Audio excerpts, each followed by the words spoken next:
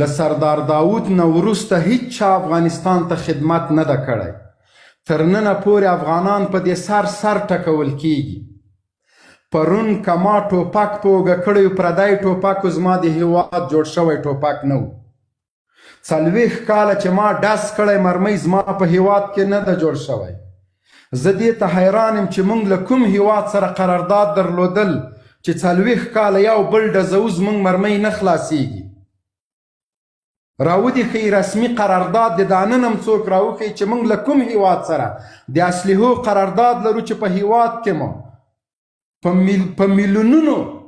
میله اسلحې او په میلیاردونه مرمۍ دي. دا چې یو څوک د افغانستان له جغرافیې له تاریخ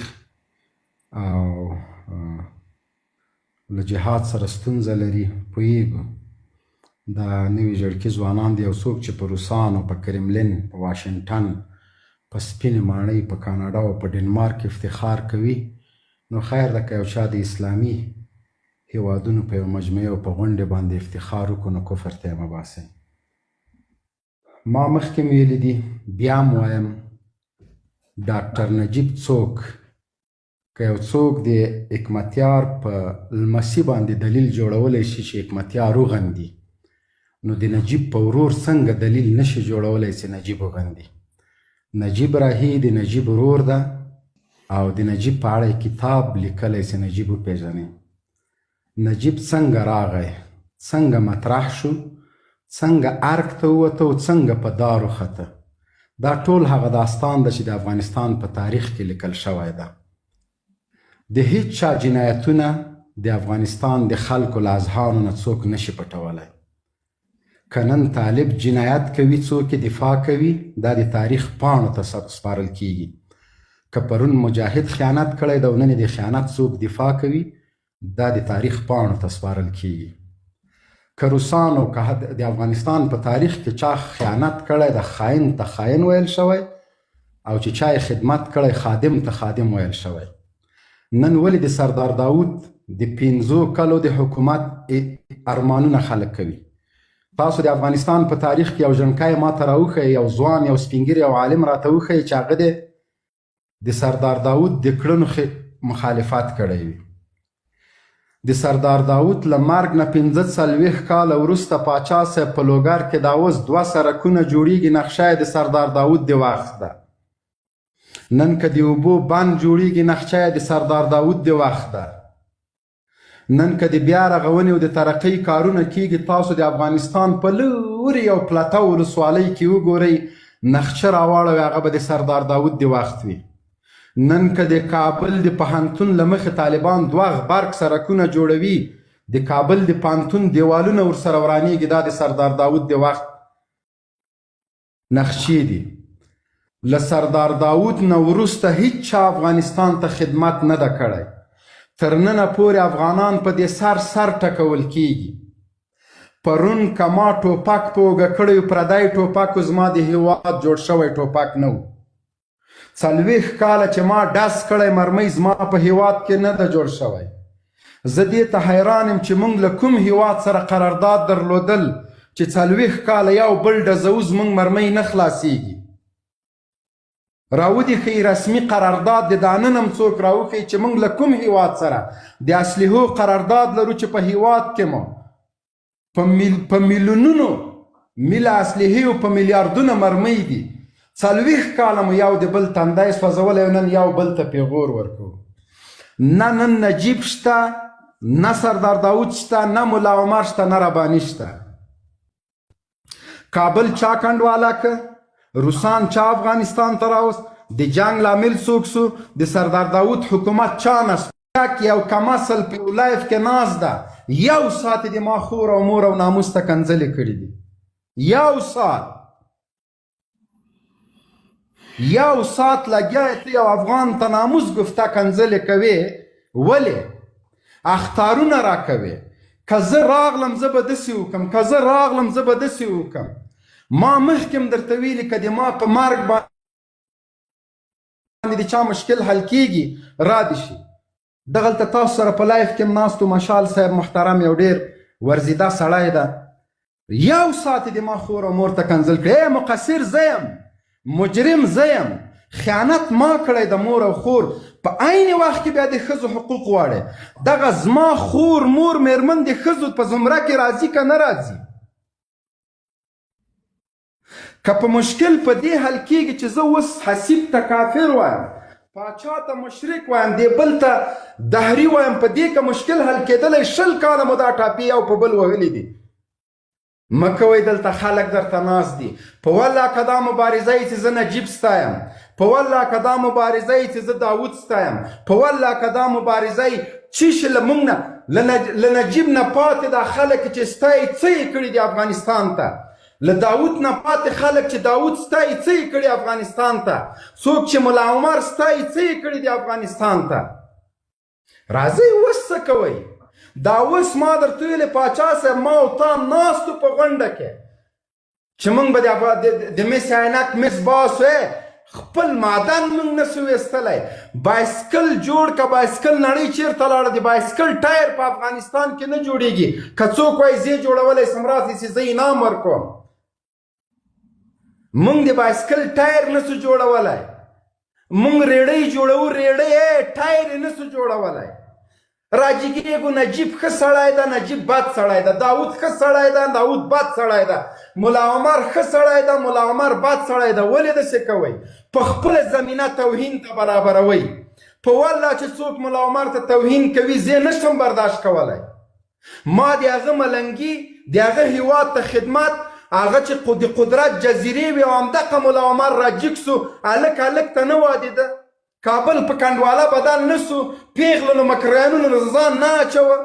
وحشت او بربریت د قدرت جزیرې نه وې په کابل کې 7 تنظیمونه یو بل نه ویسته خو مونږ ولیدل چې طالبان راغله خلکو یې ګلان په غاړه کې اچوه دغه طالبانو ته یې د رحمت پرښتې ویلې کمونیست نه نیولې تر سیکولره ټول د طالب په څنګ کې ولاړو ولې چې دا کار بل چا نه شو کولی اوس هم په افغانستان کې سرتاسري نظام ده مونږ په خپل د نظام پښې وهو اول زه مونږ خپل اتحاد او اتفاق ته اور ورکوو دغه ځواک صاحب ده ما یې 10 ځایه دفاع کړې ده 10 ځایه چې د خدای روکې د ملحد ټاپه مه پې لګوئ مې پې لګوئ دغه ټاپه مې والله که په افغان باندې لورېږي قسم په خدای که مې لورېږي چې یو څوک زه د جنت ټیکهدار نه یم زه په خپله په دې کشمکش کې یم چې زه به جنت ته ځم که نه هلته به ما نه پوښتنه کېږي دا کوم اعمال چې زما دي دا د مسلمان والله کوي زه دروغ وایم زه غیبت کوم زه منافقت کوم زه غلا کوم زه غصب کوم زه ظلم کوم زه قتل کوم بیا د جنت ټیکهدارم زه یم دا اوس که ما نه پوښتنه وسي له مرګ نه وروسته چې تا څه کړي دي زه خو جواب نه لرم په تشو منځونو حجونو والله که حج ته لاړ جنت ته لاړ سم د تسبیح په ټکارو والله که لاړ سم شیطان تر ټولو غټ عابدو په پرښتو یې شاګردي کوله نن یې طوق لعنت په غاړه کې پروت د شیطان د ما او تام سره غلطوي زما کرکټر زما اعمال باید د دې باعث نشي چې په اسلام باندې څوک ټک وکړي زما اعمال او کرکټر د دې باعث نشي چې یوه خور ووایي زه دین نه منم ستا له وجې نه منم یو افغان ځوان باید دې ته مجبور نشي چې ووایي تا جهاد کړی څه دې کړي د تا د روسانو د ماتې نه وروسته نتیجه څه شی ده په ازاده فضا کې موږ انسانانو ته جواب نه لرو بیا به د رب العالمین په مخ کې رب ته څه جواب وایي چې په ژبه مهر لګېدلي راول همدغه لیډران راوله کښېنو په یو ازاده فضا کې چې یو 5 ځوانان ترې پوښتنه وکړي که یې جواب ورکړه زه ژبه خپله پرې کوم وخت چې موږ د انسانانو جواب نه لرو د رب العالمین جواب ډېر سخته ده نو د آخرت ټیکهداري زما کار نه ده زما کار دا ده چې خپل اعمال سم کړم زما کار دا ده چې خپل ګریوان ته وګورم زما کار دا ده چې خپله خیانت ونه کړم زما کار دا ده چې حاکمیت مې په لاس کې وي د ما د حاکمیت لاندې یو څوک مظلوم واقع نشي په چا ظلم ونه شي دا خو پرېږده چې زه خپله ظلم وکړم زه باید دومره ځان ته متوجه سم چې شبا پاچا صاحب ته حسیب ته بل ته څوک پیغور ورنه کړي چې دغه د تاسو افغانو او تاسو یې دفاع کوله دا خبیث نن غل وخته ده له ملت سره خیانت وکړه زما په وجه اسلام ته څوک کنځلې ونه کړي زه ځان نه اصلاح کوم څوک چې په ما نقد کوي هغه اصلاح کوم نو دغه بحث د تاسو قسم په خدای د ما زړه ور واخیسته وروره دا ولاکه د دې وخت وي ورشه دا اوس وګوره له افغانستان نه د ما مخکې درته ویلې پاچا صاحب چې زه خپل سیم کارت رجسټر کوم زه باید 2 ساعته انتظار په لاین کې وکړم نوره نړۍ موټر کاروبار بزنس په یو ټک د تلیفون باندې پاسپورټ اخلي د کور دروازې ته ځي د موټرو اسناد په یو ټک د تلیفون باندې هیڅ ضرورت نه لري زه زما موټر سکل 21 ورځې زه پسې ګرځېدلی یم تر څو یې له ګمرک نه راخلاص کړم پاچا صاحب زه کار وکړم که زه د موټر سکل د ګمرک کارونه خلاص کړم موټر خو په جای پرېږده تاسو خو سوچ یا ورته ته په ټک د تلیفون باندې ټول کار کوې زه په افغانستان کې سیم کارت صف ته په لاین کې ولاړ یم زه یو موټر سکل چې ترافیک د اسنادو د تخلف په جرم ونیسي زه 21 ورځې 22 ورځې ورپسې ګرځم تر څو دغه پیسې م ورکوم دا تخلف مې کړی ده راشه په دې باندې بحث وکړه وروره چا سیسټم ته کار کړی ده کوم سیسټم دا اوس اداري سیسټم زموږ در بدره ده ورسه نړۍ په کوم ځای کې ده قسم په خدای پاچا صاحب محترم صاحب په دې باندې موږ سوچ ونه کړو چې افغانستان په کوم حالت کې ده وروره دغه د یو مړۍ ډوډۍ چې د یو چا په خولې کې ده دغومره یې پرېږدئ چې تر خولې پورې ورسېږي ما درته ویلې یوه مور نن 15 چرګې ساتي چې هګۍ یې خرڅه کړي هګۍ خپله نسي خوړلی هغه خرڅوي کور پرې چلوي کور کې څه شی اخلي یا غوړي او یا کچالو تر دې زیات نسی خوړلی هغه هم د چرګو هګۍ خرڅوي وخت چې زه موړ وم زما مخې ته چاکلیټ ورقمه میوې پراته وي دغه درک خو باید له لاسه ورنه کړم چې هغه بل کور کې څه شی نسته په هغه خو ملنډې ونه وهم باور په خدای وکړه پاچا صاحب چې هېڅ ضرورت نه لرم دومره کولی شم چې خپل کور وساتم خو زه وایم که په ورځ د محشر ما نه پوښتنه کېږي چې تا د شیدو چای خوړه تا مستې خوړې تا شیدې خوړې د تا په کور کې قسمه قسم دیګونه بارېدل او په څنګ کې ګاونډي د چرګو هګۍ خرڅولې خپله ګزاره یې پرې کول زه خو یې جواب نه لرم من حیث مسلمان واجب جهنم یمه بیا خپله کرکټر نه لرم اعمال مې صحیح نه دي هر څه په خپل جب منم بل ته ګوتې نیسم دا قسم په خدای که مناسبه وي راځئ له ځان نه اصلاح شروع کړو له الف نه تر یا پورې ځانونه اصلاح کوي خپله اصلاحات راځي چې زه فساد کوم زه رشوت خورم زه حرام خورم بل ته وایي مه کوه ولا ول مې خپل اولاد راته پلاره راته زه غول خورې مونږ خپل ځان نه اصلاح کوو د بل د اصلاح دپاره که منبر وه که غونډه وه که موبایل که استفاده راته راغی زغم نه لرو حتی یو د بل د شهرت زغم هم نه لرو د پیسو د دې شیانو خو زه کوی دا د افغانستان بدبختي ده ښه ډاکټر مونږ وژلی ده ښه ملا مو وژلی ده نن په ټول افغانستان کې مونږ نور خو پرېږده معیاري مدرسه نه لرو معیاري پوهنتون نه لرو لابراتوار نه لرو ښه ډاکټر ښه انجینر ښه پیلوټ دا مونږ وژلي دي پنجابي نه دي وژلي روسي نه دي وژلي ما او تا وژلي دا خو ومنو چې خیانت مله هیواد سره کړی ده که دا هیواد موري مونږ ته په شرمونو شرمولې که دا هیواد موري مونږ د تالو پټو عزت خرڅ کړی ده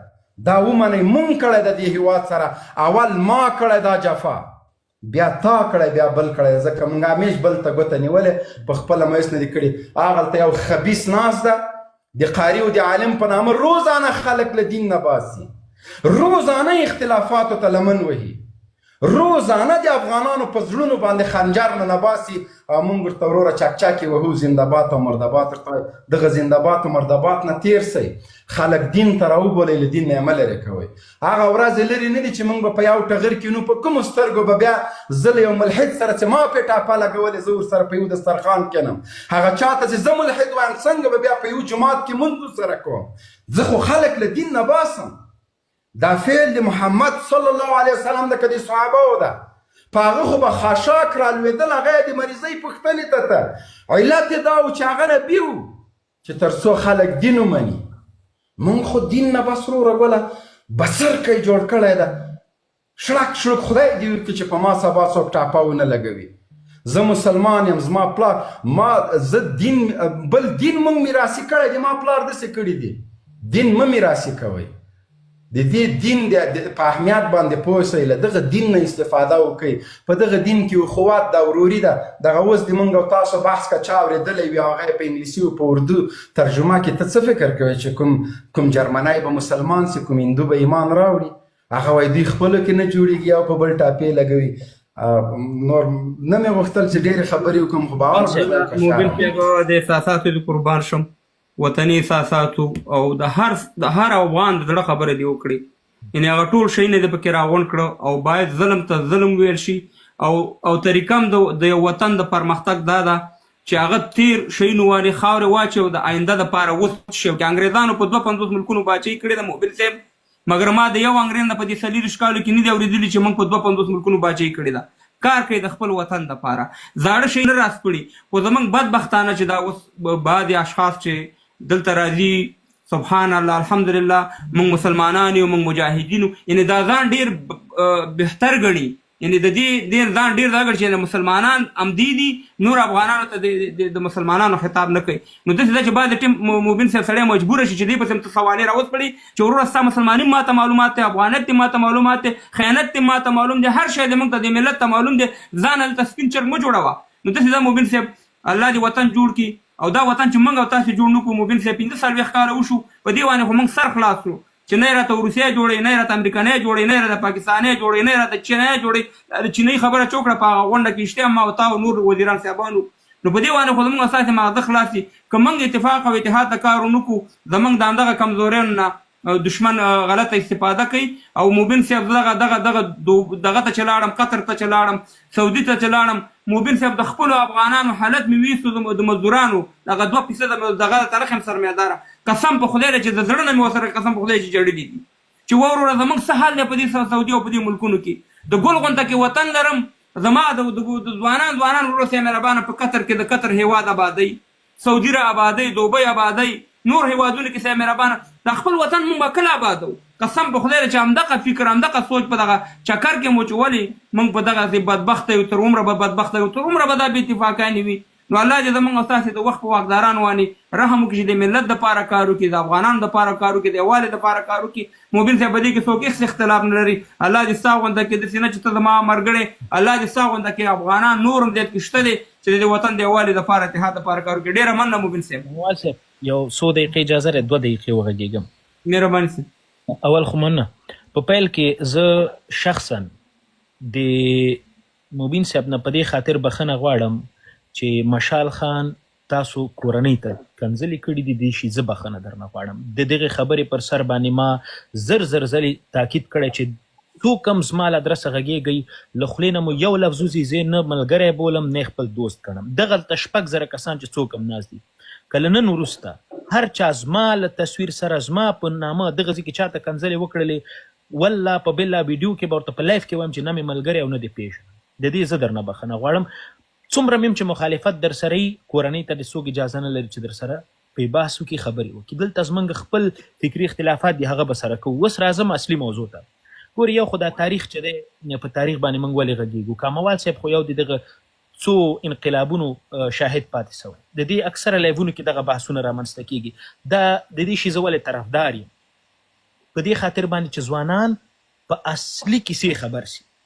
والله په بالله چې له نن نه 20 کاله وړاندې زه چې کله د ښوونځي په 6 او 5 ټولګي کې زه په دې نه پوهېدم، ما په فکر کوم چې د حکمتیار صاحب دا داسې یو سړی ده چې بس دا خو جنت ته ځي، موږ هم ځان سره بیل. خو چې کله په کیسو خبر سو چې دا خو تر ټولو غټ خاین هم ده او همداسې دا نور جهادي رهبران درته ښیم. نو تاریخ همیش سړی ځینې زده کړه کوي، او دلته چې موږ دا بحثونه کوو چې ځوانان په دغو ټولو کیسو خبر سي، راتلونکي دپاره دوی ښه تابیا ولري. اوس راځو په اوسني حالت باندې. فکر وکړه چې زه ځواک او زما په څېر نور چې دا کم ملګري دلته راځي، نیوکې کوي، خبرې کوي، بحثونه کوي، سر له اوس نه موږ بیخي له طالب سره نه مخالفت لرو، هېڅ ستونزه نه لرو. زه د دغې ولس یو بچی یم. دغه ځای کې ښاغلی مبین، ښاغلی فدا او چې څوک نور هم د طالبانو له ادرسه دغلته په سوشل میډیا باندې دوی فعالیت کوي، دغلته په دې 3-4 کلونو کې زموږ خو غوښتنې معلومداره وي، بیخي ثابته وي چې هغه ښوونځی و، هغه بیرغ و او نور مسایل ارزښتونه ول. د دې پر ځای چې په دغه اوسني حالت کې د دې شي باندې باید په خپله ملا صاحب هیبت الله خوند د دې خبرې حکم کړی وی چې باید چې په هر رقم کېږي په جبري توګه باندې باید د انسټیټیوټس او مکتبونه خلاص شي، ځکه چې دا د ما د راتلونکي دپاره لاره جوړه. که چیرې ته نن ښوونځي تړې 3 کالو کې تا 3 دورې فارغین له ښوونځیو درلودلی سوی، له درمعلمین نه دې درلودلی سوی، له پوهنتون نه دې درلودلی سوی، نو د راتلونکي دپاره به بیا چا دغه نور نسلونو ته به دو درس ورکوه که نه. کله چې تا دغه نسلونه همداسې پاتې کېږي، راتلونکي نسلونو ته به څوک درس ورکوي؟ ته به بیا دغه هیومن ریسورس له کوم ځای نه ځان ته پیدا کړې؟ ته به مجبور مکلف یې. بیا به پنجاب ته موږ روان یو چې راځئ موږ ته استادان راولئ چې موږ اوس تازه د انسانیت دور ته ننوځو، موږ ته څوک راولئ چې موږ ته زده کړې ښوونځي راته خلاصې کړي او موږ ته وروره زده کړو. ګورئ دلته موږ ځورېږو. دغه د کوم شي د حجاب خبرې چې کوئ، د حیا خبرې چې کوئ، خو دغه خو سبا ته به زما مور کوي، زما خور کوي، زما د خپل بچي به یو نارینه ډاکټر ته هلته ولاړئ او بیا به همغه د ملا صاحب خبره مخکنی وي چې ملا ته اجازه ډاکټر ته اجازه شته چې د ښځې هر ځای وګوري. ولې دا شي باندې خو موږ ځورېږو که نه؟ دا خو موږ ولس یو. تر کله پورې هلته د ځوانانو ګوره قدرونه د وطن نه هره ورځ ډلې له وطن نه وځي. دا خو تا مخکې په سیسټم باندې خبره وکړله. دغه ځینه درته وایم سره له زه د طالب مخالف یې نه، خو دغلته د اوس چې کوم حالت په دې وطن کې روان ده، قسم درته خورم طالبانو په خپل ځان ته دغسې کلنګ نیولی او خپلې پښې خپلې ریښې په دې وطن کې وهي. والله که موږ وهو د موږ په 5 خبرو باندې په طالب باندې څه وسي، خو طالب چې څه روان کړي خپل په حق کې، د خپل نور د مجاهدینو په حق کې، هغه تاسو به خپله مبین صاحب فدا وروره ښه به وګورئ. ځکه دا ولس چې څومره تاسو په دغه رقم کارونو باندې ځوروئ، یوازې زه نه یم ځورېدلی، کاموال صاحب نه رانیولی تر راشد خانه پورې زما د وطن ته هر یو بچي پورې په دغه کارونو باندې تاسو ځورېدلی. تر کله به یې نور وځوروئ؟ خو مجبوره یو ورځ که سبا ته ماته اسرائیل وایي چې راسه حسیب خانه زه درته ټوپک در کوم راځه دلته جنګ وکړه، بیا خو زه مجبور یم چې ټوپک واخلم، ځکه چې تا خو په ما باندې د ما د خور زما د مور حق هغه تا راناخېږي، زه څه وکړم؟ زه مجبور یم چې ټوپک راواخلم. او که چیرې په اوسني حالاتو باندې تاسو خپل دریځ لږ زره واضحه کوي چې ښه زه خو طالب هم یم، د طالب ملاتړ هم یم، خو ما ستا پوسټ وکړه ښاغلی مبین، زه درنه په دې خبرې باندې مننه کوم چې حداقل په حیث د یو ملاتړ کوونکي ته بیرته یو ناقد هم پاتې سوی، بیرته نقد هم پکې منتقد یې هم یې پاتې کېږي. داسې خلک چې دا نن سبا په ټویټر باندې ته ګوري د طالب ښه ته خو ښه وایي، هغه خو را باندې په زوره مني، او چې کوم یې بد دی هغه ته مو وروره دا هم په زوره در باندې منم، دا د امیر صاحب حکم دی، که ښه دی که بد دی ته حق نه لري چې پکې خبرې وکړې. نو بیا خو ته زعیم ته ضرورت لري، که ته ولس نه ګڼې هره خبره ته کوې په زور یې پرې منې، سبا ورځ خو د موږ د حوصلې به ورونه لبریز سي. دا په دغه تیرو د سردار محمد داود خان نه رانیوله د دې خوا تاریخ ته وګوره، دا خو ټول همدغسې بغاوتونه په دغه حساس باندې را پیدا کېږي. تر کله پورې سړی والله چې ځورېږي. دلته چې بیا د موږ د په افغانستان کې د چې کوم د ځوانانو حال ده، قسم ده والله په بالله که درته دروغ وایم، کاموال صاحب داسې ځوانان زه پېژنم تر PhD پورې زده کړې کړي دي، اما په عمر دي، قسم دی لکه 40 کلن او 50 کلن ښکاري، ژاړي ماته وایي وروره ته وایي مزه ورته وایم چې ورسه لږ زره ورزش وکړه، جیم وکړه، ځان دې لږ راحته کړه، وایي وروره کار نسته، ډوډۍ نسته، زه څه وکړم؟ یوازې یو نه، په زرګونه په لکونه ځوانان د ما د وطن په همدې حال دي. خویندو هغه ورځ په کوم ډول باندې ژړل؟ ولې پرېږدئ زه منتقد یم، ما خبرې بیخي لرې کوي، تاسو خو یې ملاتړ کوونکي، تاسو خپل غږ پورته کوئ چې موږ خو وایو چې وروره ګله دغه که څوک یې ملاتړ کوونکي د هغوی پرې نقد هم بیرته کوي. څه حالت دی په وطن کې؟ دې ته په تمه ناست یې چې سبا ورځ د دغه امریکا نه، د دغه روس نه، د دغه تاجکستان او پاکستان نه بله ډله درته جوړه کړي، بیا په افغانستان کې خونریزي وکړي. موږ د دې خونریزي والله که طرفداران یو، ځورېږو په خپل په دې وطنوال باندې. دغه مبین صاحب دغلته مخامخ ناست دی، تر ډېر زیات مخالفتونه ورسره لرم، خو د یو تار ویښته د ضایع کولو طرفدار یې زه نه یم. په والله که درته دروغ وایم، موږ چې دلته راغلي وو د افراطیت خلاف راغلي وو، او دلته وایم دغه ځای کې دا اوس چې کوم د اسلام قصې په دې افغانستان کې روانې دي، والله په بالله چې ځوانان دې په دې سوشل میډیا باندې تاسو به خپله کتلي چې وایي چې که دا اسلامي ځای نه غواړم. د مبین صاحب په لایف کې یوه مېرمنه راغله، اول یې د قرآن تلاوت ورته وکړه، بیا ورته ویل چې زه دا دین نه منم. حافظ د قرآن چې اسلام پرېږدي سبا ورځ به د ما په څېر یو بېسواده چې د اسلام نه خبر ني که دا ډول تاسو اسلام خلکو ته ښیي خو زه خو هم اسلام نه وړم دغه خوشحال صاحب به مو وړي دا ټول دا خو د خدای شکر ده چې موږ یو 15 صفحې د قرآن لوستي سیرت النبي مو لوستې ده موږ خو په دې پوهېږو چې په اسلام کې ظلم او وحشت نسته دا تاسو چې کوم حقوق د دې خلکو خورئ دا خو طبیعي خبره ده موږ په ذهن کې به دا سوال راولاړېږي چې وروره دا هر څه د اسلام له ادرسه کېږي د عمر رضی الله تعالی عنه موږ خو وروره ټول خلافت لوستی ده هغه خو د خلکو په کورونو ګرځېده دروازې ورټکولې چې په کور یې ډوډۍ شته او که نه تاسو مخکې د پیغمبر علیه السلام مثال ورکړه دا اوس چې په وطن کې دا څه حالت ده دغه کوم یو د خلفای راشدینو راونیسه د پیغمبر علیه السلام را دور ونیسه کوم حالت سره برابر ده یو یې مولا که دغه یو کړنی سړی ځورېږي والله قسم دی زیاتي وژاړو تاسو ته دا د وطن د لوڼو سره چې کم ظلم کوي والله دا قابل د قبول نه ده دا ځوانان خو چې هر څه سي زه په ایران او په ترکیې به درته رئیسو وهل به مخورو ټکول به مخورو د دې غربي نړۍ به موږ سپي ومینځو د تاسو د خولې خبره موږ د کم موږ سپي مینځو دا خو د دې وطن لوڼو سره دا ظلم مه کوئ سبا ورځ هغو ته به د موږ ورته په کومه سترګو ګورو چې او بې غیرت موږ ته به وایي چې او بې غیرت تاسو خو نارینه وئ موږ ورته چې وروره موږ خو د رزق دپاره تښتېدلي و دې اروپا امریکا کې مو سپي مینځل تاسو دپاره چې تاسو ته والله نور دلته مبین صاحب تاسو ته زه په والله درته ژاړم دا مخالفتونه دا ټولې کیسې پرېږده حد اقل تاسو خو خپل غږ اوچت کوئ په تر کله پورې به دغه ترازو بحثونه به کوو ته صحیح زه صحیح زه صحیح ته صحیح دا خو د موږ حل لاره نه سوه که تاسو په واقعیت کې د دغه زه درته وایم مبین صاحب زه په تیر جمهوریت کې ما شپږ 2 میاشتې سی وي په لاس ګرځولی وزارت په وزارت ریاست په ریاست چا ماته والله که 5م بست هم راکړی او زه په ځان کې دا وړتیا وینم چې په 5م بست کې په ښاروالۍ کې کار کوی سم خو ما ته چا اجازه رانه کړله زه بیا هم د همدغه حالاتو سره ما ویل چې زه خیر دی یو سیسټم ده کرا به جوړېږي ما په وکیل نیوکه کړې ما په وزیر نیوکه کړې ما هر څه کړي دي خو دا اوس چې کوم حالت ده چې د طالب ختم ښه وای بد ته هم بد وای ولس بیخي تاسې اصلا کې نظر کې نه ساتي دا ظلم دی د قیامت په ورځ باندې به تاسو د دې ولس هر یو بچي ته ځواب ورکوئ خپله امیر صاحب هم ځواب ورکوي دا څوک چې ملاتړ کوي ځکه چې ظلم ته څوک ظلم نه وایي ورسې پسې اسلام کې خپله وګورئ حق دپاره خلک غږ پورته کوي حد اقل تاسو ته څوک څه نه وایي موږ خو که دې وطن ته راغلو بیا به لکه د جاوید مومن په څېر بندي یم یا به د مطیع الله ویسا په څېر بندي یم یا به د بل چا په څېر بس دی والله سړی نور زیاتي ستړي یو قسم ستړي مننه حسیب ځوانه واقع چې څنګه چې موبین صاحب د یووالي د اتفاق اتحاد خبرې وکړي بالکل ستا خبرې ټولې هماغې ته ورته وي الله دې ډېر عمر درکړي او زمونږ او ستاسې دغه لایفونه یا دغه داسې یو حجره وګرځي چې موږ نه د دې وطن د یووالي دپاره کار وکړو د اتفاق دپاره کار وکړو او دا ځوانان موږ نه ډېر شی نه زده کړي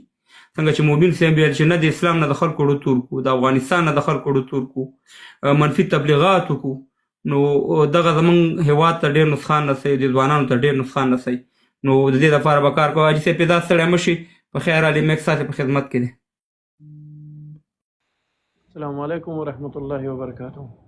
بخیر حاجي صاحب پیدا جوړې خشر صاحب محترم ستړي مه شئ خوشحاله ورځ که ستاسې اجازه چې که تاسې خبرې کوئ هغه لیکن زه دلته نور ملګري ډېر زیات میسیجونه کوي ستا په شانې ملګري دي ستاسې نه دغه نه چې اچھا صاحب زه خپلې خبرې یوه خبر کوم کوزېږم په اجازه دی خیر ده غلطه خبر مې وکړه په ټول عمر مې مونه وکړې نه به غلطه دې وکړه بیا به نه بلکل آصف دلته رئیس ناست د آصف په مخکې زه به بېګا دا اوس یې ده ویلې ما ته یې کنځا وکړې غوږ ونیسه ما غټ سکرین ته کړه بېګا د شیخ په لایب کې ناستو سړی ورته راوخوت وایي زه د نجیب په قبر متیازې وکړم دغه سړي ورته ویلې وایي د ما دپاره یوه اضافه سوټه پې وکړه ما سره ریکارډینګ پروت ده زه په لا اله نجیب ته مې په سپکه وګورې چې د لمسۍ نه نه نه نه ګوره ناجایزه مې کنځا درته مشاله ورور مشاله جذباتي کېږي به نه ناجایزه مې کنځا کړي نه ګوره که په ثبوت مې که په ثبوت خو پښتانه یې کنه زما خو پر ته غوږ کېده لږ څه شوي دي څه نه دي شوي هغه لایب کې سره ختمه شوه قصه و دلته په دې لایب کې کوستر راز پړی چې داسې ویلې نه دا آصف ته آصف به ما سره ریکارډ پرو د بېګا د ما د تا خور مشال دو ورته خندل ته نن د خور مور خفه کېږي غوږ ونیسه که چېرته د کنځلو ځواب کنځلي زه نه دغسې افغان یم نه دغسې پښتون یم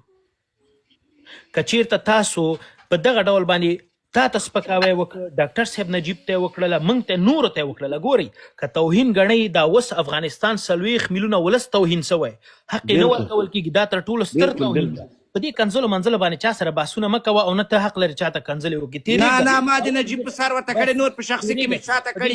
زه درنه بخښنه غواړم او د نجیب په سر باندې مې مبین خو څه کوي د هیبت الله یم لاس خلاص. نه ګوره ماشاءالله تا ته ما څو ځل ویلي چې زما په لایب کې که ته هر چاته توهین کې حبیب وروره مهرباني وکړه چې دلته څوک راوچتې مهرباني وکړه سوچ پې کوه ځکه چې زما په لایب کې ته جنرال مبین صاحب ته یا حسیب ته یا پیداور ته هر چاته بد رد وې که نه دا ما ته بد رد وې که پښتون یا پښتانه سره په خبره سره پوه شو بس دی دا دومره بس دی ړونه دلته مه تشوئ زما په لایب کې او ما دلته شخصي دغه کوئ په خبره ورسېدي. کاموال صاحب دغلته زه ټولو ته وایم دا د خورو د مور کنځلې چې څوک کوي دا اصلا کې نه ځای نیسي، برعکس په زړونو کې کرکې زیاتوي. خو یوه خبره کومه که توهین بولئ توهین دلته دا 6,000 ولس ته وایم تر دې نور ستر توهین نسته چې ته په وطن کې بیرغ نه لري، تر دې نور ستر بیرغ نسته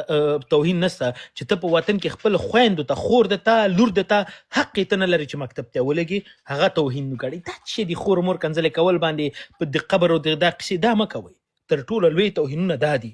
مننه. زما سنگر اوسېږي، زما مجاهدین اوسېږي، هغه ځایونه دې نړېږي، هغه ځایونه دې ورانېږي، هغه ځای دې بمبارېږي او دا کار دی زه پخپله کوم. مګر په کوم ځای کې چې زما مخالفین دي هغه ځایونه دې آباد پاتې اوسېږي، روغ جوړ پاتې اوسېږي. دا نو عقل مني، دا منطق مني. بل ستاسې په وخت کې د جمهوریتیانو په دې وروستي 2 لسیزو کې ستاسې په وخت کې چې ستاسې دوستانو ستاسې راغلو مېلمنو ناټو چې کومه احصایې راټوله کړه د کابل جنګونو هغه مو ولې پټه کړله؟ ولې مو د ملت سره شریکه نه کړله چې په هغې کې حزب اسلامي افغانستان ملامت شوی وی؟ خو هغه هم شریکه کړې وی د دې ملت سره که نه چې د ملت هم لیدلی وی چې رښتیا هم دغه خبره چې دی واقعیت دی دغه کار شوی دی. یو حقایق دي که موږ سره بحث کوئ پر حقایقو راشي چې پر حقایقو سره بحث وکړو. یو هماغه پخواني تبلیغات دي د فاکس نیوز ټولې زمزمه کوئ او نن چې دی هم هماغه روان دي، نن چې دی د مجاهد اولاد چې دی هم همدغه شی زما په مقابل کې زمزمه کوي کوم چې د کمونیست اولاد کولو. تاسې وایي اجازت راکړه خبرې نه دي خلاص شوي ځکه چې هغې ډېرې اوږدې خبرې وکړو او هر یو ته چې دی باید ځواب ورکول شي. هغه وایي او تاسې هم ویل چې تاسې د ډاکټر نجیب په مقابل کې چې دی ولې جنګ کولو. جهاد د 2 اهدافو لپاره شو، د هیواد د استقلال د ازادۍ په خاطر باندې شو او بیرته په هیواد کې چې د علی کریمت الله د حاکمیت لپاره د اسلامي نظام د حاکمیت لپاره. آیا د رباني پر راتګ سره چې د اسلامي نظام حاکم شوی و؟ آیا د رباني پر راتګ سره چې د جنرال بابا جان و امثالهم د پرچمیانو پاتې شونې هغه په کابل کې اقتدار کې وو که نه و؟ ټول په اقتدار کې وو. ښه پرون پورې چې دی 10 کالم چې دی د همدې خلکو سره چې دی د شوروي په خوا کې چې ولاړو جنګېدلو، مګر یو ناڅاپي د کابل د فتح څخه وروسته چې دی هماغه خلک په افغانستان باندې واکداران اوسېږي، هماغه خلک چې دی دلته حکومتوري کوي او موږ چې دی د هغوی د ماتحت شو. ولې؟ د څه په خاطر؟ آیا که دې خلکو چېرته د اعلی کلمت الله لپاره مبارزه کوله او دې خلکو رښتیا په افغانستان کې اسلامي نظام راوستلو بیا خو دې په مقابل کې چې دی جګړه روانه وه یا خو جګړې ته ضرورت نه پېښېدلو. نو د جهاد 2 اهدافو د استقلال و د استقلال څخه وروسته چې دی د اسلامي نظام راوستلو. دا چې اسلامي نظام رانغی او په اسلامي نظام کې چې دی چا لغتې وهلې هغه خلک هم معلومه دي. د جبل سراج ننګینه معاهده چې دی ټول ته معلومه ده چې هغه لاسلیک شول په همدې خاطر باندې چې په افغانستان کې چې دی یو اسلامي نظام رامنځته نه شي او یو اسلامي حکومت رانشي او د دغه اسلامي حکومت څخه چې دی نور مسلمانان چې دی الهام وانخلي. لکه څنګه چې تا ورته په خپلو خبرو کې هم اشاره وکړه چې مجاهدین ولې چچنیا ته تلل، ولې فلانکي ځای ته تلل، ولې بستانکي ځای ته تلل. موږ په نړیوال اسلام باندې باور لرو او نړیوال اسلام چې زموږ د عقیدې برخه ده چې مسلمان د دنیا په هر ځای کې د ظلم او ستم لاندې اوسېږي د هغې مرستې او همکاري ته باید د دنیا د بل کونج مسلمان چې دی ځان حاضر کړي چې وس کېږي او په وس کې اوسېږي. نو هغه وخت چې دی د حزب اسلامي افغانستان په وس او په اقتدار کې دا وه چې په کشمیر کې د مسلمانانو سره چې دی مرسته او همکاري وکړي، د هغې په وس کې دا وه چې د چچنیا د مسلمانانو سره مرسته او همکاري وکړي، د هغې په وس کې دا وه چې د نورو ډېرو مسلمانانو سره مرسته او همکاري وکړي. او تواب عبدالله صاحب ما ته خبرې د هغې نه ډېرې تا وکړي. پنجابیان راوستل دا کم جهاد د هغې په اړه باندې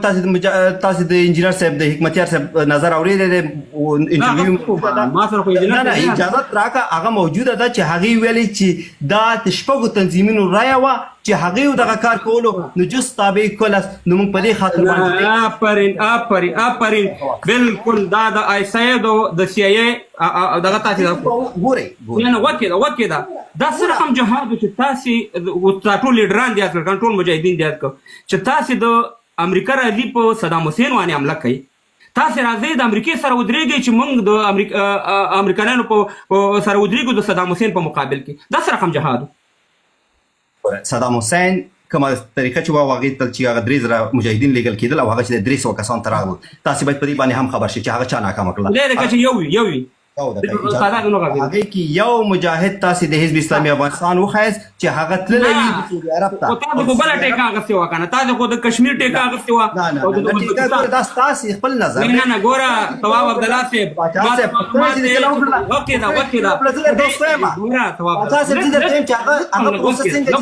ناکامه کړله لطفا ته ماته دا ووایه ته ماته ووایه طواف عبدالله صاحب چې دا ناکامه څنګه کړله او چا کړله زما خبرې ته وکړه ته ماته د قرآن په دې دغه کې وښایه چې په دې قرآن کې لیکلي چې د امریکني په خلاف جهاد نه کېږي او د روسي په خلاف کېږي دا ځای به کې ماته وښیوه بل ته امریکني په خلاف باندې موږ جهاد ونه کړ نه دی کړی ولکن ټکم کړی هله اټاباد کې ناست وئ ما خبره وته استغفرالله العظیم په دې شل کلن جهاد کې چې دی هېڅ شی صرف وابیان هم یو بل سره مړه که په کونړ کې د وابي په نوم باندې جنګ هم وکړو ما ته معلومات ظلم کې د هر څه سترګې پټې نه څنګه نه ماته خبرې زه ټول حزب یم زما وجود ټول د حزب نه ټک دی زما ټول خپلوان حق باندې سترګې پټې په داسې حال کې چې خبرې واخو کېره طواف عبدالله صاحب لږ وکېره مواسه نه نه یو منټ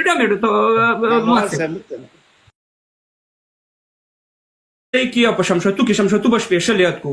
بغیر خولۍ سړی نشو ګرځېدی وخولو به ریډیو دې نشو غږولی بیا دا څنګه دا یو دم د یو ټرن وشو چې د همدغه مجاهد او دا پیتوم و چې کافر سره دې لاس ولګي غوسې به جامې دې ولګي اوس خو ماشاءالله د لندن ټول د مجاهدین کوي د نورو خلکو تبصرې د نورو خلکو خبرې هم نور خلک نه دي وا طواف عبدالله صاحب د سترګو لیدلی خبرې درته کوم خبره خو د سیاف صاحب پردي بچي به ګوره سیاف صاحب وه ما ته یې پردي بچي به په دې خبره ده ګوره زما خبره وره پردي بچي به په دې وغولول چې ورته مزدور کلدارې کور جب کې کېښودي چې دا د مور پلار ته ویسه افغانستان ته جهاد ته بولو یو د حزب اسلامي افغانستان په اړه باندې کومې خبرې کوي صحیح ده چې د ټول خبره کوم د نور جهادي رهبرانو خبرې پر موږ مه راته نه یو خبره بله کوم یو خبره د واسف صاحب یو خبره کوم کله چې په پېښور کې تاسې د ډاکټر صاحب نجیب حکومت ختم شو او تاسې تلئ وواړه لیډران کېناستې په دې متفق شوئ چې موږ به په افغانستان کې اسلامي حکومت راولو صحیح ده که نه نو بیا چې مجددي صاحب لا مایپر ته نه ورسېدلی چې تاسې پې جنګ وکړو د څه شي په خاطر وانه کابل ته په مقابل کې موږ جنګ کړی و د مجددي صاحب په تیاري باندې دی موږ ډس کړی و که هغه د هماغه وخت وزیر دفاع پې کړی و احمد شاه مسعود نه زه د مجددي صاحب خبره کوم زما ورسره 2 ماماګانو 2 ساعته 3 ساعته جنګ په دغه ځای کې وشو کموال صاحب ګورئ موږ د مجددي صاحب سره چې دی جنګ نه دی کړی تواب صاحب تاسو ډیر یو خبره زه غواړم وکړم ګوري اقرار باللسان او تصدیق بالقلب مخکې یوه ډېره جالبه خبره وکړله وایي جز تابع د کل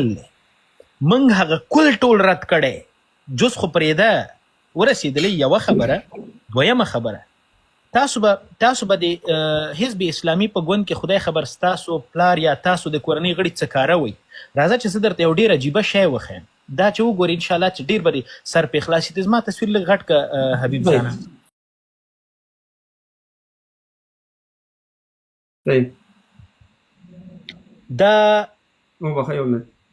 دا د غیرت بهیر نومیږي دا د هغه لمسی ده میک د وتړه دا د حکمتیار لمسی ده څوک چې حزبی نه یې نیونی دی څوک چې حزبی نه یې هغه نیونی هغه د تداوي لاندې دی اوس په استرالیا کې غوږ ونیسه دلته عبدالله بهیر لیکلي دا د حکمتیار لمسی ده زار شم له هغه مشران د لور طرفه چې په وطن ایمان لرو او د وطن ساتنه یې په ځان فرض ګڼو د عالي مقام ډاکټر نجیب نوم به تل په تاریخ کې ځلیږي تل د افغانستان او بیا لاندې د ډاکټر تصویر لګولی ته به په حزب اسلامي کې څه کاره وي لمسی یې بیچاره داسې اقرارونه کوي نور خو یې پرېږده ډېر پسې مه ګرځه والله کې دفاع کولی شي په بخښنې سره یو حسیبه وروره زه قسم زه یوه خاطره وایم خیر ده کمال صاحب بخښنې سره مشاله ګوره چې دغه ونه کې غلط دغه ونه کې ګوره پام کوه نه په چرسیا کې مې 9 کاله ژوند کړی او په چرسیا کې د ټولو نه غټ ګوند د ګلبدین هلته یو غونډ د غونډ په نوم باندې هلته زاړه ټانکونه او تیارې پراته دي صحیح ده په دې کې یوه ښځه والا د یو سړي په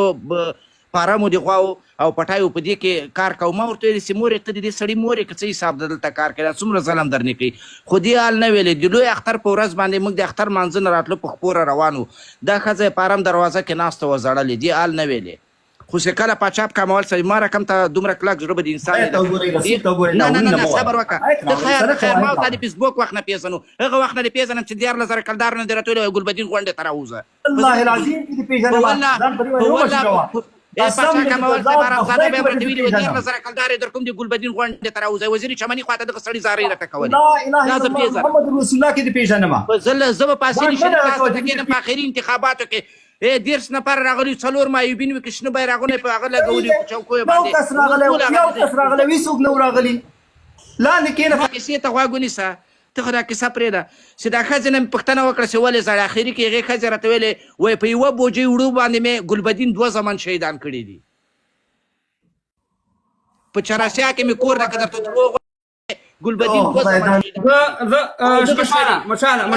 مشاله کمال صاحب آخري خبر کوم یک بندومه آخري د ریاست جمهوری په آخري انتخاباتو کې ګلبدین چې ولاړو دغه د وزیر چمني خواته غونډه ورته نیولې ولا سپیکر یې راباسلي ولا ایپونه یې ورته کول 10 نفر ورته راغله 11,000 کلدار یې ورته ټول خبره خرابه شوله دا جمهوریت شرمنده و سیده مشاله زه یو خبره کومه تواب عبدالله صاحب غواړم نه مشکل نه وکړه دا نن چې زه داسې خلک پیژنم چې 15 زامن یو او په حزب کې پلار ډېر غټ قماندان تېر شوی 15 واړه د ډاکټر صاحب نجیب دغه وایي د هغې فالوور دي ولې ګورئ تواب عبدالله صاحب دا خبره یې داسې معلوم شي زه د کور مشر یو منټ یو منټ ما خبر ته لږ پرېږده کنه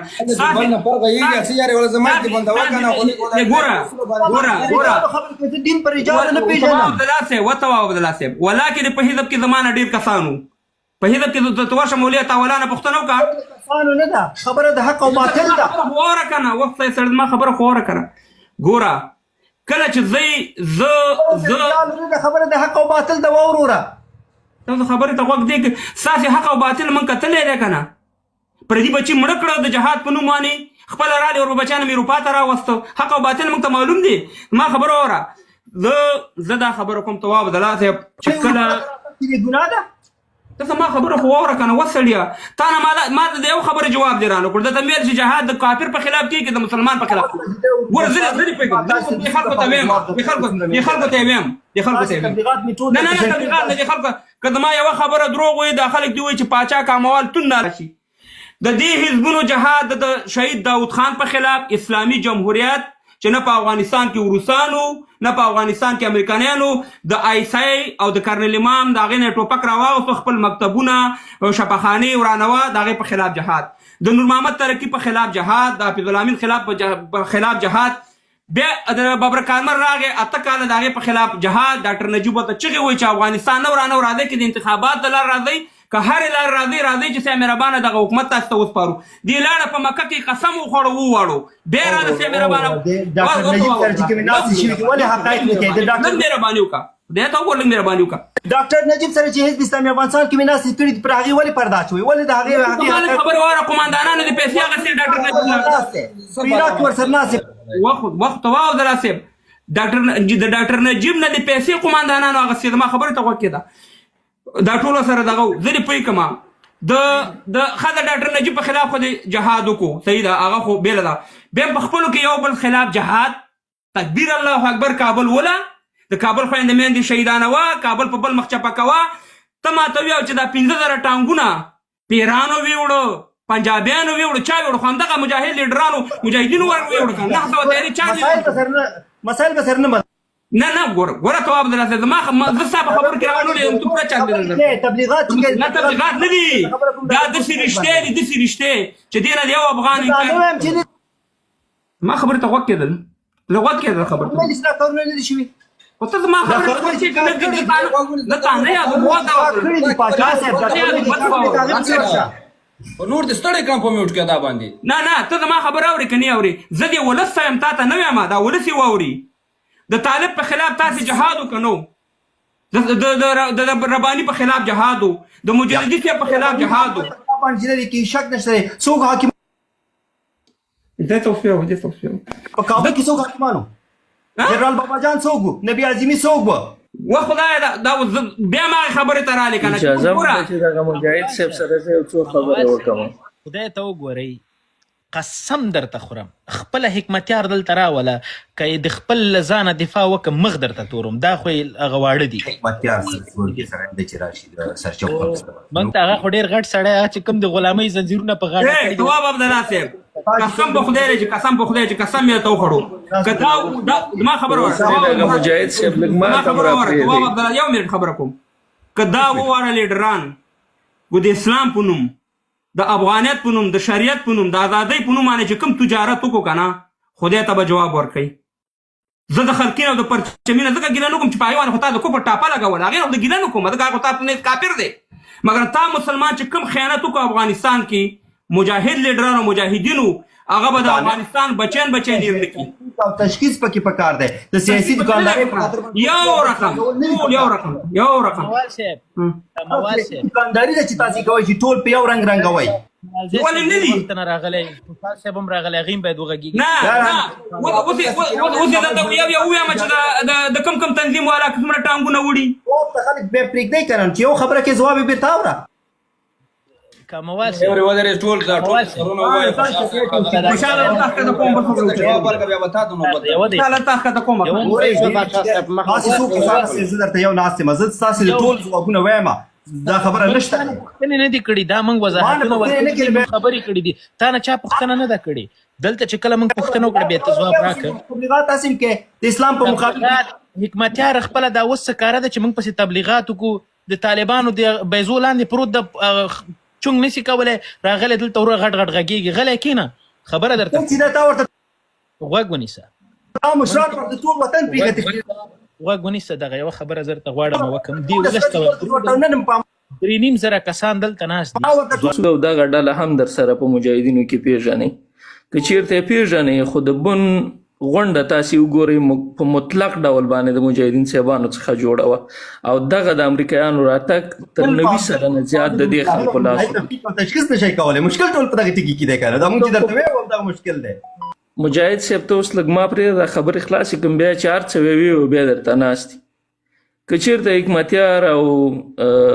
مسعود او دې ته ورته دغه نور مجاهدین صاحبان تاسې ورته ووایئ همدغه مجاهدین صاحبانو چې د امریکا په لمن کې ناستو دغه دی چې دغه د جمهوریت حکومت یې رامنځته کړ او په دې کې دغه هر یو مجاهد په خپل پوره ونډه په خپل دغه کې لرله که درته ووایم چې په والیانو کې درلودل په وزیرانو کې درلودل او دې ته ورته حتی د پارلمان غړي دغه حزب لرل دا څوک چې دغه طالبان صاحبان چې ورته د اشغال حکومت یې او غلام حکومت یې ورور د کې خو د مجاهدین صاحبان موږ سره ټول شریک وو که چېرته جمهوریت اشغال و غلام و خو د حکمتیار پکې د 10 نه زیات نمایندګانو که نه د کشمیر خان زوی وګوره او د خان سټیل والا وګوره او دې ته ورته په لسهاو بیا زه در وښیم چې هم وزیران او هم په پارلمان کې ناست دا حکومت له نه راجوړو بل دغه ورور د ننګرهار د جګړې اړوند تاسې ویل په ننګرهار په جګړه کې دغه د پنجاب جنرالانو او کرنیلانو څه کول چې راتلل د ډاکټر نجیب سره د جهاد په خاطر باندې دوم څه کول ډاکټر نجیب سره روسانو سره څه کول خیاني چې کاغه روس راغسته ته باید پنجابي په څنګه کې ځان سره نه ودر صدام وسه جواب راک نه جنرال سے په وخت کې روسان ونه روسان نو داغه جنگ دی بل خبره مجاهدین صاحبانو حکومت وګټو روسانو خلاف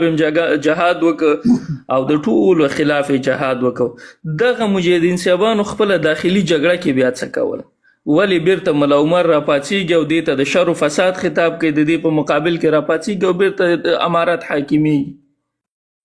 یا مجاهد خراب دی یا طالب خراب دی. که مجاهد خراب هم دلته د خپل خپله ومني، که طالب خراب هم خپل خپله دې ومني. دلته دې وایي خو موږ ته اوس راوښوي چې طالب دلته په حقه دی که مجاهد په حقه ولې طالب په مقابل کې جنګ کوو، او که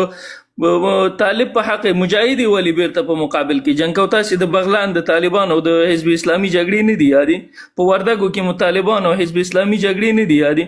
څه رقم ولې؟ خو موږ ته خو اوس راپوښوي چې تاسې دغه حزبیان مسلمانان دي که طالبان مسلمانان دي، ولې مو د یو بل په مقابل کې جنګ کوو؟ جمهوریت به ترې غاړې ته کړو. جمهوریت خو بیخي خو چې تاسې ورته څه ووایي هغه به ورته ووایو.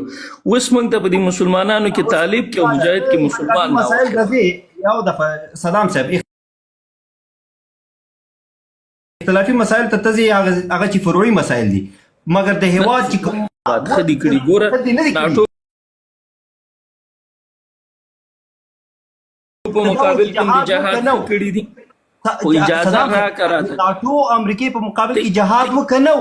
دا ته وایي چې خدي کړي دي د امریکای په مقابل کې د جهاد کړي کو وانه ته وایي چې وکړه د روس په مقابل کې د جهاد کړي. ګوره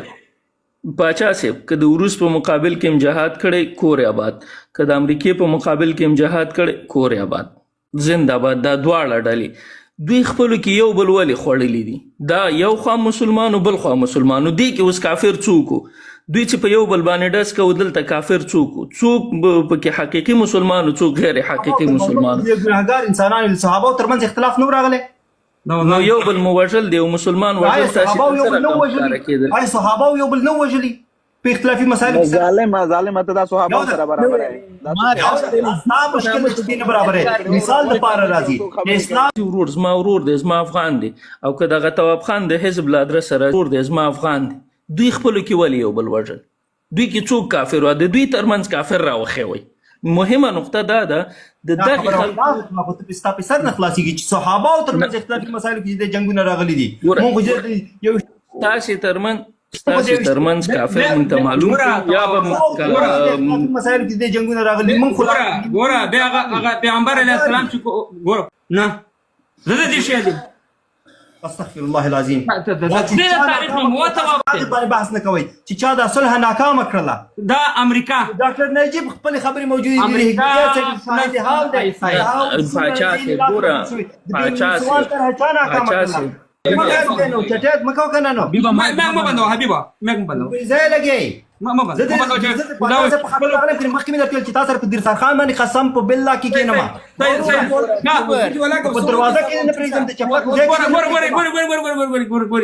شخصي دغه باندې کوي ټیک په بل نه کوي. دا افغانانو اجره ده دلته د افغانانو ګوري قضاوت خلق کوي که زمونږ یو قضاوت دا خلک کوي چې دا ستاسې هر یو مایک خلاص کړي هغه په مایک نه بندوي چې زه خبره شوم. ما د خوشحال میک بند کو، ما د حسیب ورور میک بند کو، په خپل لاس مې بند کو، ستا مې بند کو. دلته به پیدا محمد خوشحال ورور نمبر دی چې پیدا محمد ته ټیمر کو موبین صاحب لاړو بیته هغه ویل زما ویل حسیب سره کار دی. ځان زه خو وخت لري زم در نظم ځکه زما ته کار مې را په غاړه دی او دا مسایل نه چېرته دی اوس دا ستا ته په خپل لایف ګرمې نه ته نه ګرمې چې دا ټویټر کې ټول ورځ کنځلې کوي او تا ټویټر ګرم کړی. ما کنځلې کړي ټویټر کې ستا په ټویټر کې څومره کنځلې کېږي؟ ټویټر زما کمپني ده که ستا کمپني ده زه دم ښه پېژنم شمشتو والا قسم په خدای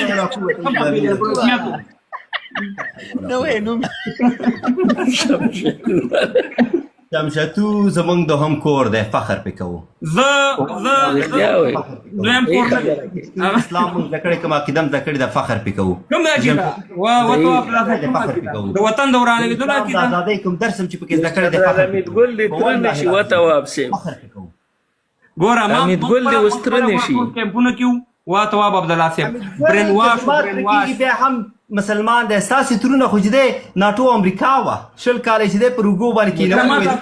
زه خو د جمهوریت له ادرسه داسې نیم غږېدلی وم حرکته سو کابل کې هغه کوه د انتخابات چې وکړل ګنده په دې تمه چې اوس به خیر ولسمشر سم د همدې د ناټو په شتون کې تاسو انتخابات په افغانستان کې ونه بیا اخر همدا د ناټو حبیب رحمان هم رایه نه وه ورکړې درته ونه ویل چې په افغانستان کې څه نشته هغه اسلام دی چې په جمهوریت کې څه نشته هغه اسلام دی. تواب عبدالله صاحب دا ستاسې په حکومت کې چې دا ایډیال دی ځان ته معرفي کړی دی د همدې کومه کلیزم چې لمانځل در باندې څنګه باندې کړله نه نه بیا وشو هغه بیا وشو په کوم ځای کې وشوله په کوم غار کې وشوله انټرکان هوټل کې وشو یو د قادري جمهوریت انتخابات کې عبدالرحمن چا ته رای ورکړې وه زما خبره دلته ګوره عدل پاچا صاحب جنرال صاحب موبین لاندې ناسته جنرال صاحب موبین لاندې ناسته هغه غواړي راوخیږي طواف صاحب ته اجازه ده ته لاړ شه هغه جنرال صاحب راواخلو طواف صاحب هم کار ته ځي جنرال صاحب سره راواخلي زه دا څو ساعته کېږي چې کار مې باید خلاص کړی وی خو هغې ته چې دلته د دې ټول حزب اسلامي د ډانډس کننده دی نه حزب اسلامي خبره نه ده زه یو خبره کومه چې کله ډاکټر نجیب یا په ورسانو باندې غږی خو دا شل کاله اشغال ما ته خبرې مه کوه چې شل کاله اشغال او دا واغه په هغې کې ته وی وروره ته ما ته وایې چې هغه اشغال و ډالر تاسې ووایه اشغال خبرې ما ته کړې نو دا خو داسې نه کېږي که نه موبین صاحب سلام شه په خیر علي خوشحاله وروره که تاسې خبرې کوئ د موبین صاحب ته هم نوبت ورکو سلامونه پاچا صاحب ته زواک صاحب محترم ته مبین صاحب ته فدا ورور ته صدام حسین ورته او ابي ته ټولو ملګرو ته زه خو راغلی هم دې ته هم څه خبرې وکړم او که مثلا خبرې مې ډېرې داسې خوندورې نه وي چې بیا لاړ شم نه لا کړي دي نه دي ځکه تاسو زړه ناظره وویل دا مېلمه ته زړه ناظره دا وته کې فکر کې ولاړ لګه چې پوه نه وروره لغمانیانو ته موږ چرګه لالو کابلي پولا او کبابونه دا څه خبره کوي ډېره مننه ښه هغه ملګری خو ښکته څه تواب عبدالله صاحب زه که د یو حزب اسلامي د کوم غړي البته که د لوړپوړي چارواکي زوی وای که نه نو نن به ما د 4,000 ملګرو مخکې ویلي ول چې زه مې د پلار په جهاد باندې شرمېږم البته که لوړپوړی چارواکی وای که نه هغه نورې فلسفې ته به یې نه ځو چې ننګرهار جګړه باندې خبره وکړو یا مثلا تنه دغه د کابل د ځمکې ځواب که دې خلکو وویلې نورې پرېږده د کابل د دیوالونو ځواب چې دوی سوري کړي دی که دغه ځواب د دوی ډلې وویلې البته مشران وي نو بیا صحیح ده که نه نور خو پرېږده تر ټولو دغه هر څه پرېږدی فکر وکړئ د دوی جهاد هم صحیح ده که د دوی جهاد صحیح و ولې طالبان د دوی پر خلاف باندې راغلل تاسې پوهېږئ په لومړۍ دوره کې چې کله طالبان راغله خلکو شکرونه وایستل وجه دې وه چې د دغسې جهادي مشرانو د دغسې جهادي ډلو له امله د کابل او د ټولو ولایتونو خلک تر سپوږمو پورې راغلي ول نه یې مالونه خوندي وو نه دوی ځاني خوندي ول کول پاچا صاحب تاسو ته موږ خو تاسو مشرانو نه اورېدلي نورو مشرانو ولې موږ خو هغه وخت کې نه وو ځکه زموږ عمرونه کم دي خو موږ ته څه کیسې سوي دي د جنګونو خو بیخي چې کوڅه په کوڅه جنګونه او هره سیمه بیل حکومت و هغه باندې خو بیخي هغه نسته که نه یعنې ته فکر وکړه چې طالب راتګ سره هلته خلکو سجدې وکړلې شکر یې وایسته هغه 4 کالو کې چا یو غږ هم ونه کړ بغاوت یې ونه کړ ولې یې ونه کړ چې دغه خلکو باندې دا زندګي دومره تنګه کړې وه چې اصلا سایستلو ته چا اجازه نه درلودله نو زه وایم که هر څوک د حزب اسلامي له ادرس راځي او بیا دغه ډول دفاع کوي او بیا وایي چې شبجدو زموږ دویم کور ده او افتخار کوو په خدای سې شرم ده ورته شرم ورته پکار ده دغسې خلکو ته بیا هغه عکسونه چې ګوري چې ځواک صاحب ورته وښوده او بیا دا وایي چې دا خو ټول افغانان دي یعنې یو عرب او یو پاکستانی اصلي انګلیسانی او بیا دویمه برخه یې پاکستانی دوی ته دا افغانان ښکاري نو دوی نه ګیله څه شی ده تر ټولو مهمه خبره دا ده ګوره دلته مبین صاحب هم راغی هغلته ناست و مایک یې بند و تر هغې پورې چورې که دا صاحب اوزګار شي او داسې ځواک صاحب هم خبره کوي په خبره کې اټیک کوي چې صدام هم خبره کوي اټیک کوي او پاچا صاحب چې تاسې هم خبره کوي اټیک کوي دلته 4,000 نفر انسانان تاسو ته ناست دي نو دا په دې خاطر نه دي چې دلته یو بحث واوري یو نتیجه ګیري ته ورسېږي مګر هره خبره کې دا راګرځېده زه هیله کوم چې دا بحثونه هر کله کېږي که د 2 دقیقې 3 دقیقې اضافه وخت د خیر څوک نه اخلي ډایلوګ که چې همیشه هغه لایفونه خرابېږي نو مهرباني هغه لاړه مننه خوشحاله اوسئ